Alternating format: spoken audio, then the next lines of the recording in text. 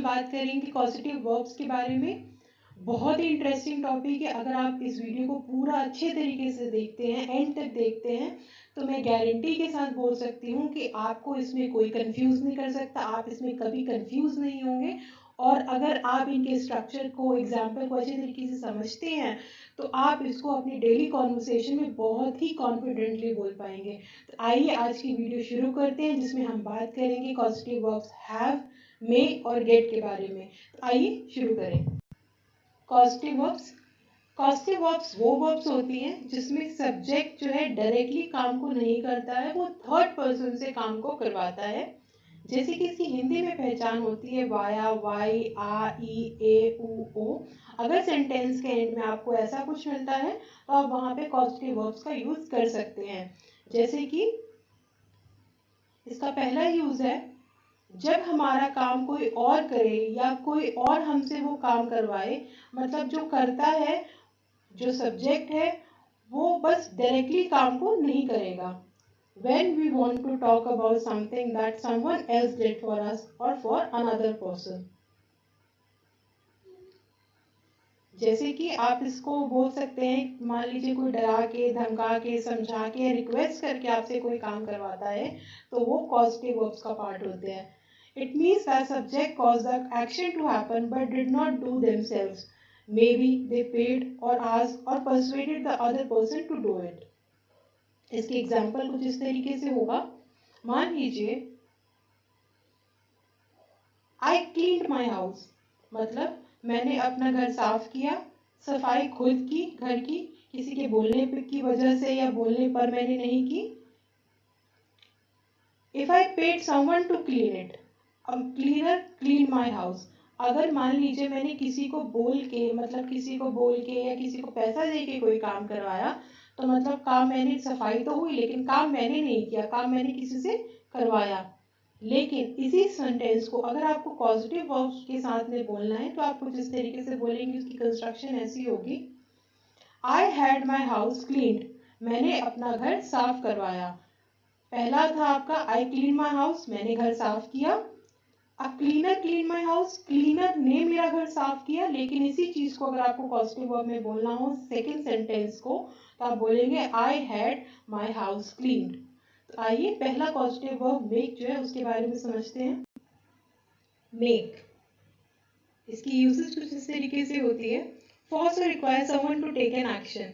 मतलब जब भी किसी को फोर्सफुली काम करवाया जाता है या सब्जेक्ट की इन्फ्लुएंस हो, पावर हो, अथॉरिटी हो, तो वहां पॉजिटिव वर्ब मेक का यूज होता है। इसका स्ट्रक्चर कुछ इस तरीके से होता है, सब्जेक्ट प्लस मेक, मतलब एज पर सेंटेंस मेक और मेड भी बोल सकते हैं, लेकिन वो सेंटेंस के हिसाब से होगा कि कौन सा टेंस जो है वहां पे चल रहा है।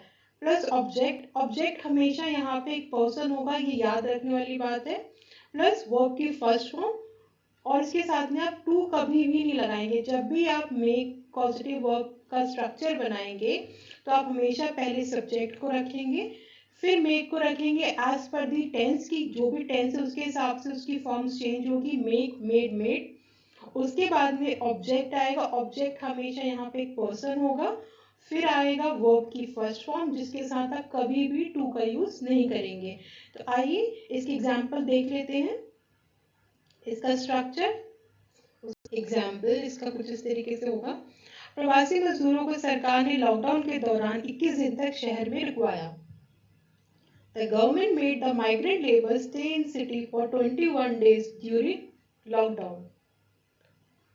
अब जो गवर्नमेंट है इसमें एक सब्जेक्ट है, क्योंकि उसके पास में अथॉरिटी है लॉकडाउन के दौरान लोगों को रुकवाने की, क्योंकि लॉकडाउन जो है एक गवर्नमेंट का प्रोटोकॉल, एक ऑफिशियल प्रोटोकॉल है, तो वो उसको एक अथॉरिटी प्रोवाइड करता है कि वो उसमें क्या क्या एक्शन ले सकती है। इसलिए गवर्नमेंट यहाँ पे सब्जेक्ट हुई। उसके बाद में आता है मेड। मेड जो है पॉजिटिव वर्ब मेक है, लेकिन मेड जो है मेक का पास्ट टेंस यहाँ पे यूज हो रहा है। वो क्यों यूज हो रहा है? क्योंकि आप देखिए सेंटेंस के एंड में रुकवाया है, रुकवाया, तो रुकवाया क्या है, वो पास्ट इंडेफिनिट की पहचान हो रही है कि ये बात जो है पास्ट में बोली है गवर्नमेंट ने, तो इसलिए यहाँ पे हम मेक का जो है पास्ट फॉर्म है मेड वो यूज करेंगे। उसके बाद में आते हैं माइग्रेंट लेबर्स। माइग्रेंट लेबर जो है ऑब्जेक्ट है, जैसे कि स्ट्रक्चर में आप देख सकते हैं कि यहाँ पे ऑब्जेक्ट हमेशा एक पर्सन होगा, तो माइग्रेंट लेबर जो है पर्सन है। उसके बाद में स्टे, स्टे जो है वर्ब की बेस फॉर्म है, मतलब उसकी फर्स्ट फॉर्म है, तो वो यहाँ पे यूज हो रहा है। और इसके साथ में आप टू नहीं यूज करेंगे, तो हमने यहाँ पे टू को यूज नहीं किया है, तो इसलिए हमारा जो स्ट्रक्चर बनेगा, the government made the migrant labours stay in city for 21 days during lockdown. आइए कुछ और एग्जांपल्स देख लेते हैं जिससे आपको ये काफी अच्छे से क्लियर होगा। पहले, मेरी माँ ने मुझसे दिवाली के लिए घर साफ करवाया। My mother made me clean the house for Diwali. भयंकर वायरस ने सरकार से गरीब के लिए पैकेज घोषित करवाया। Deadly virus made government announce a package for the poor. अब यहाँ पे जो डेडली वायरस है ये एक सब्जेक्ट हुआ, मतलब इसकी वजह से, मतलब इससे डर के जो है सरकार को, या इसके कॉज ऑफ कंसर्न की वजह से गरीबों के साथ जो प्रॉब्लम हो रही है उसको देखते हुए इसने मजबूर किया सरकार को कि गवर्नमेंट जो है ये फैसला ले, तो इसलिए सरकार ने जो है पैकेज को अनाउंस किया। तो यहाँ पे डेडली वायरस जो एक सब्जेक्ट है जो कि फोर्स कर रहा है एक एक्शन लेने के लिए, और गवर्नमेंट यहाँ पे जो है एक ऑब्जेक्ट है, और जो अनाउंस है यहाँ पे एक वर्ब है, और करवाया क्योंकि ये पास्ट इंडेफिनिट टेंस है तो इसलिए यहाँ पे मेड यूज होगा, मेड का जो है पास्ट टेंस। वह मुझे बेवकूफ बना रही है, शी इज मेकिंग मी फूल। मेरा शाखा प्रबंधक ने मुझसे उस ऋण को मंजूरी दिलवाई।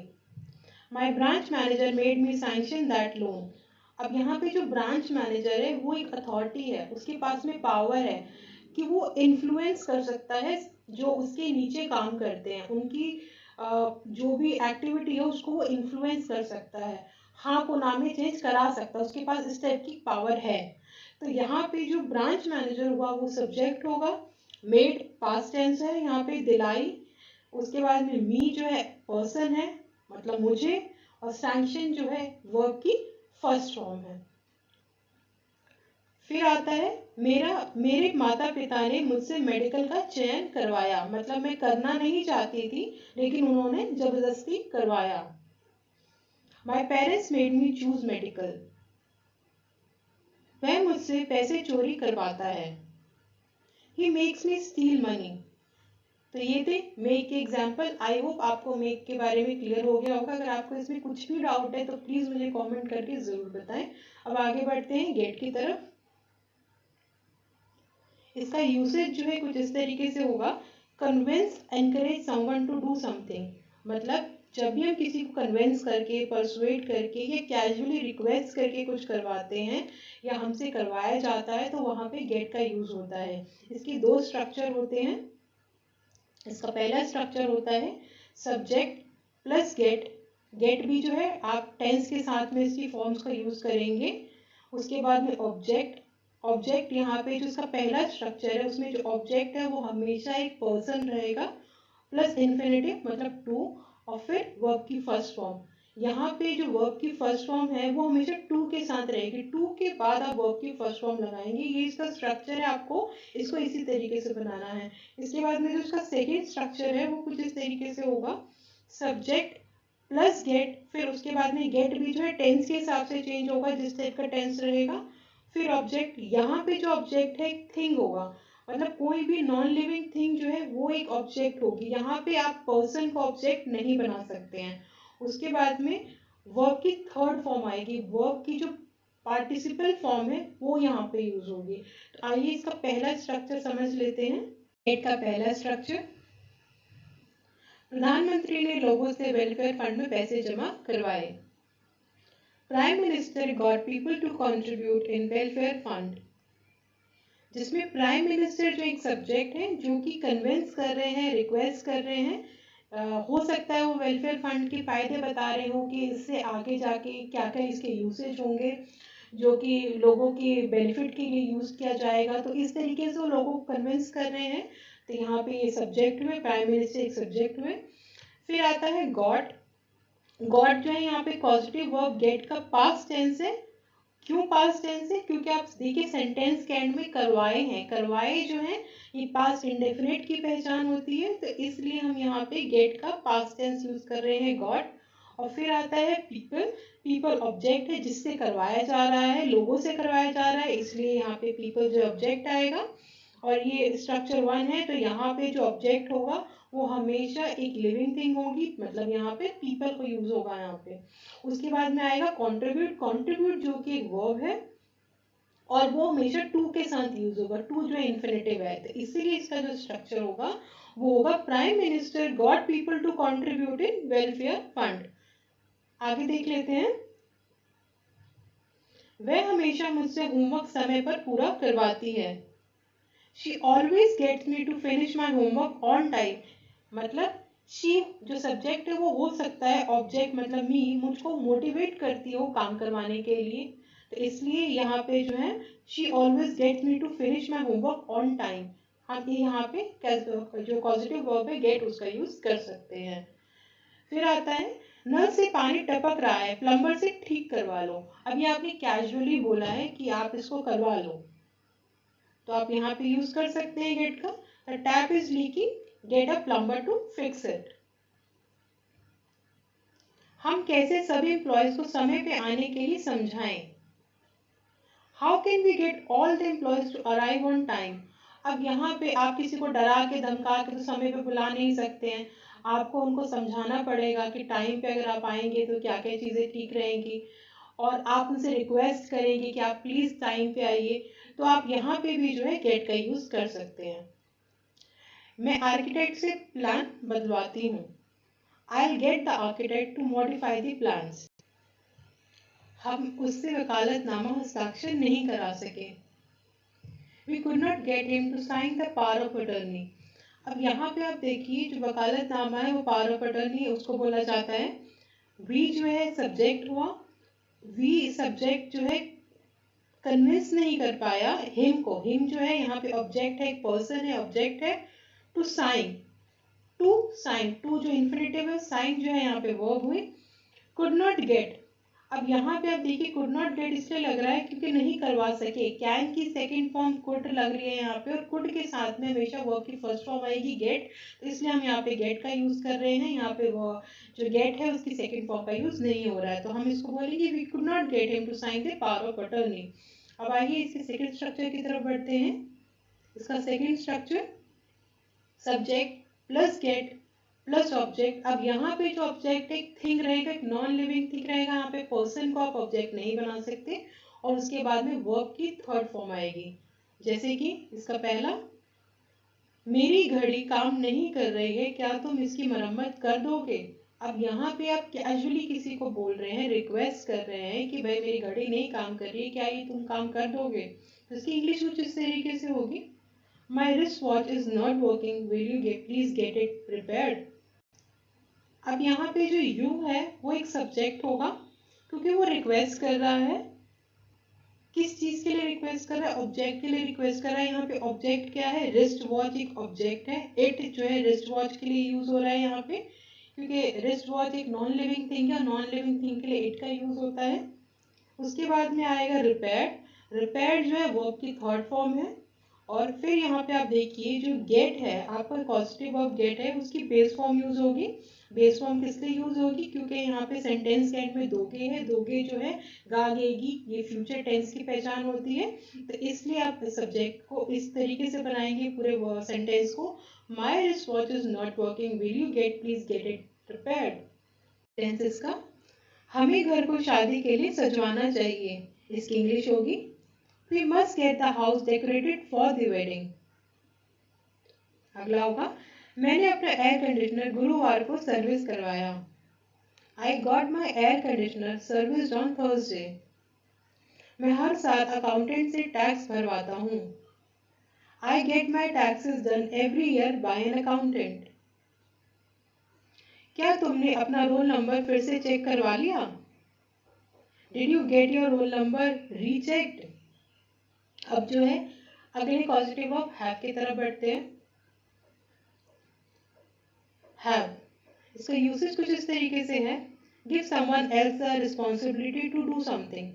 अब हैव में जो आप यूसेज जो आप देख रहे हैं, ये जनरली आप तब करते हैं जब आपके पास में अथॉरिटी होती है, आपके पास में इन्फ्लुएंस होता है किसी को इंस्ट्रक्शंस देने की, तो आप वहाँ पे जो है हैव का यूज़ कर सकते हैं।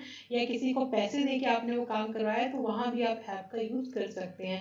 ये बहुत ही फॉर्मल जगह पे यूज़ होता है। जैसे कि इसकी भी दो स्ट्रक्चर होते हैं। इसका पहला स्ट्रक्चर होगा सब्जेक्ट प्लस हैव, जो कि टेंस के साथ में चेंज होगा, फिर ऑब्जेक्ट जो कि एक पर्सन रहेगा, और फिर होगा वर्ब की फर्स्ट फॉर्म। आप जब हमने गेट यूज किया था वहां पे भी सेम ही स्ट्रक्चर था, बट वहां पे वर्ब की फर्स्ट फॉर्म के साथ में टू लगाया था। यहाँ पे हम टू को नहीं लगाएंगे।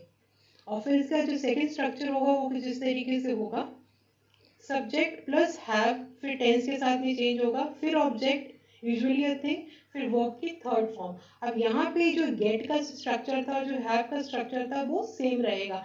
डिफरेंस बस इतना रहेगा कि जो गेट है वो आप इनफॉर्मल होके बोलेंगे, और जो हैव है वो आप थोड़ा सा फॉर्मल होके बोलेंगे, और ऐसी जगह आप यूज करेंगे जहाँ पे आप फॉर्मल है।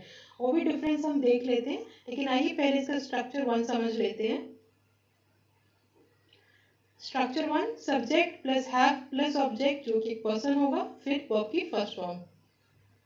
डॉक्टर ने नर्स से मरीज का टेम्परेचर जांच करवाया। The doctor had the nurse take the patient's temperature. अब इसमें जो है द डॉक्टर जो है वो सब्जेक्ट है, क्योंकि वो इंस्ट्रक्शन दे रहा है, वो नर्स से ऊपर है, वो सुपीरियर है उससे, डॉक्टर जो है, तो वो अथॉरिटी हुई। तो जो नर्स है वो एक ऑब्जेक्ट हुई, एक पर्सन हुई जो काम को कर रही है। उसके बाद में हैड जो है कॉजेटिव वर्ब हैव का पास्ट फॉर्म है। पास्ट फॉर्म किस लिए करवाया, क्योंकि ये काम पास्ट में किया गया है इसलिए। उसके बाद में टेक जो है वर्ब की बेस फॉर्म है, उसका यूज होगा। तो इसीलिए जो हमारा जो सेंटेंस स्ट्रक्चर है वो इस तरीके से बनेगा, the doctor had the nurse take the patient's temperature. आइए और भी सेंटेंसेस देख लेते हैं। मैं अपने सहायक से कागज भिजवा दूंगा। I will have my assistant deliver the papers, मतलब मैं खुद नहीं करूंगा, मेरा असिस्टेंट इस काम को कर देगा। अब आपका जो असिस्टेंट है वो आपसे जो है जूनियर है, आप उसके सुपीरियर हैं, आपके पास में अथॉरिटी है, आप उसको इंस्ट्रक्ट कर सकते हैं। तो आप उसको इंस्ट्रक्शंस दे रहे हैं कि पेपर को जो है डिलीवर करवा दो, इसलिए आप इसको सेंटेंस को इस तरीके से बनाएंगे, I will have my assistant deliver the papers. उन्होंने छात्रों से असाइनमेंट करवाया। He has students to do the assignment. मेरे पड़ोसी ने एक पेशेवर गायक से अपनी बेटी की शादी में प्रदर्शन करवाया। My neighbor had a professional singer perform at his daughter's wedding. अब यहाँ पे जो my neighbor है वो एक सब्जेक्ट है, उन्होंने प्रोफेशनल सिंगर जो कि एक ऑब्जेक्ट है उससे काम करवाया। अब काम जो प्रोफेशनल सिंगर को पैसे दे के करवाया, उन्होंने उसको इंस्ट्रक्शन दी, पैसा दिया, उसने वो काम को कर दिया। और हैड जो है वो यहाँ पे पास्ट टेंस है हैव का, क्योंकि आप सब देखिए जो सेंटेंस उसके एंड में करवाया है। उसके बाद में परफॉर्म, परफॉर्म जो है एक वर्ब है, यहाँ पे वर्ब की फर्स्ट फॉर्म लगेगी, इसलिए इसका सेंटेंस स्ट्रक्चर जो होगा, my neighbour had a professional singer perform at his daughter's wedding. फिर आएगा मैंने अपनी छुट्टी आज मंजूर करवाई। I had my leave sanction today. अब यहाँ पे आप जो है गॉट नहीं लगाएंगे, क्यों, क्योंकि ये फॉर्मल काम है, आप अपने ऑफिस में इस काम को करवा रहे हैं, तो आप यहाँ पे हैव लगाएंगे। हैव बहुत ही अप्रोप्रिएट लगेगा और ग्रामेटिकली भी ये ठीक होगा। तो आपका स्ट्रक्चर टू, जिसकी जो कंस्ट्रक्शन है वो इस तरीके से होगी, subject plus have plus object plus verb की थर्ड फॉर्म। अब इसमें जो ऑब्जेक्ट है वो एक थिंग रहेगी, वो हमेशा याद रखना है, जिसका स्ट्रक्चर टू है वो इस तरीके से ही बनेगा। अब इसका जो हिंदी एग्जाम्पल है वो इस तरीके से होगा, मैंने अपनी गाड़ी ठीक करवाई। I had my car repaired. अब यहाँ पे जो सब्जेक्ट है वो आई है, क्योंकि वो किसी काम को करने के लिए पे कर रहा है। क्या काम करने के लिए, ऑब्जेक्ट को करवाने के लिए। ऑब्जेक्ट जो है यहाँ पे माई कार है जो कि नॉन लिविंग थिंग है। फिर हैड जो है पॉजिटिव वर्ब हैव की पास्ट फॉर्म है। पास्ट फॉर्म किस लिए, क्योंकि सेंटेंस के एंड में करवाई है, जो कि पास्ट इंडेफिनिट टेंस की पहचान होती है। उसके बाद में रिपेयर्ड है, रिपेयर्ड जो एक वर्ब है, और ये कौन से वर्ब की थर्ड फॉर्म है, ये रिपेयर की थर्ड फॉर्म है। तो इसलिए आप जो सेंटेंस स्ट्रक्चर बनाएंगे, आई had my car repaired. Sentence कुछ इस तरीके से होगा, हमारे कार्यालय में 5 कंप्यूटर स्थापित होंगे। We will have 5 computers installed in our office. प्रबंधक रिसेप्शनिस्ट से सब नियुक्तियों की पुनः पुष्टि करवाएगा। The manager will have the receptionist reconfirm. Sentence कुछ इस तरीके से होगा, क्या तुमने अपना रोल नंबर फिर से चेक करवाया? Did you have your roll number rechecked? अब यहाँ पे याद रखने की बात है कि हमने जो गेट है वहाँ पे भी सेम एग्जाम्पल लिया था, लेकिन वहाँ पे हमने जो स्ट्रक्चर इसका बनाया था वो बनाया था did you get your roll number rechecked. अब क्योंकि गेट और हैव का जो स्ट्रक्चर 2 है वो सेम होता है, तो हम कैसे पहचाने कि यहाँ पे गेट आएगा कि हैव आएगा? तो इसकी सबसे अच्छी पहचान ये होती है कि जब आप किसी को कैजुअली इस काम को करते हैं, इनफॉर्मली किसी काम को करने को बोलते हैं, तो आप वहाँ पे गेट लगा देंगे। और जब आप किसी को फॉर्मली काम करने को बोलते हैं, किसी को इंस्ट्रक्शन देते हैं, तो आप वहाँ पे हैव लगा देंगे। अब जैसे कि अगर वहाँ पे जैसे हमने गेट लगाया था, did you get your roll number recheck, मतलब आप किसी को कन्विंस कर रहे हैं कि अपना रोल नंबर जाके चेक कर लो एक बार, या किसी को समझा रहे हैं कि इसका क्या बेनिफिट होगा, ये इनफॉर्मली किसी को रिक्वेस्ट कर रहे हैं, तो आप वहाँ पे गेट का यूज करेंगे। लेकिन क्योंकि यहाँ पे आप इंस्ट्रक्शन दे रहे हो सकता है आप उसके पेरेंट्स हो, आप उसको इंस्ट्रक्शन दे रहे हो कि जाओ अपना रोल नंबर चेक करके आओ, तो यहाँ पे जो है आप एक इंस्ट्रक्शन दे रहे हैं, आप फॉर्मली बोल रहे हैं, तो आप यहाँ पे did you have your roll number recheck use करेंगे। आई होप गाइज आपको ये कॉजेटिव वर्ब की वीडियो समझ आई हो, अच्छी लगी हो। अगर आपको इससे रिलेटेड कोई भी डाउट है तो आप मुझे प्लीज़ कमेंट सेक्शन में लिख के बताएं, मैं इसका रिप्लाई ज़रूर देने की कोशिश करूँगी। और प्लीज़ इस वीडियो को जितना हो सके उतना शेयर करें, लाइक करें और मेरे चैनल को सब्सक्राइब करना ना भूलें। Thank you so much.